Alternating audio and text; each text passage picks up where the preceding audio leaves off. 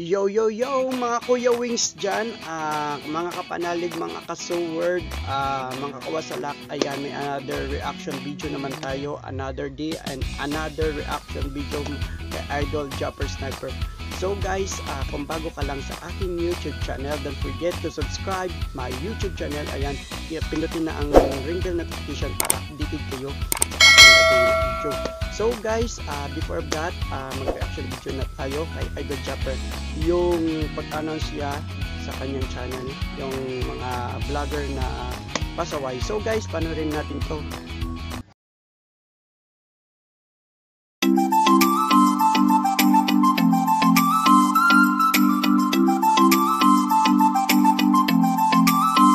Malay mo, may makapanood dito ng mga yung mga makukulit. Ayun. I-announce ko lang, no? May mga YouTuber dyan, sana i-upload dito, sabihin ko. Doon sa mga, yung mga biglang pumupunta dito, no, na walang mga paalam, walang, basta-basta bigla na lang dumarating dito, tapos may mga hawak-hawak na camera, mga vlogger, na hindi nagsasabi sa amin, basta na lang dumarating dito. Kanina, lahat kami, mga vlogger dito, pinatawag kami, pinausap kami ng aming mga punong barangay dito, nag-meeting kami, dahil nga, nagiging, ang dami ng mga pumupunta dito, tapos, wala naman tayong kaso pa. Wala naman.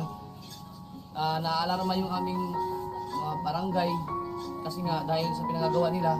No, kaya yung mga nagagalit sa akin doon sa nag-post ako sa Facebook ko na nagagalit ako, nagmumura ako dahil nga doon. Na ano kami, yung pangalan namin dito, lalo na ako na medyo na ang tawag dito.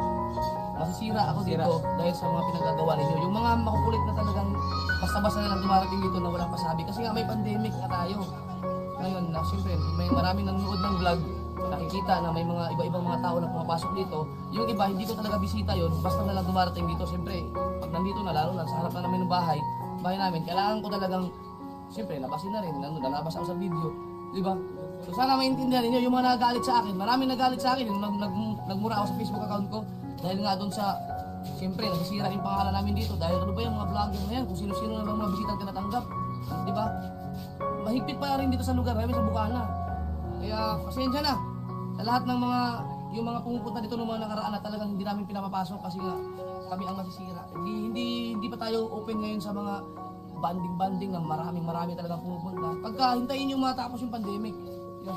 Malay mo may makapanood dito ng mga yung mga makukulit. Ayun. I-announce ko lang, no. May mga YouTuber dyan, sana i-upload dito, sabihin ko.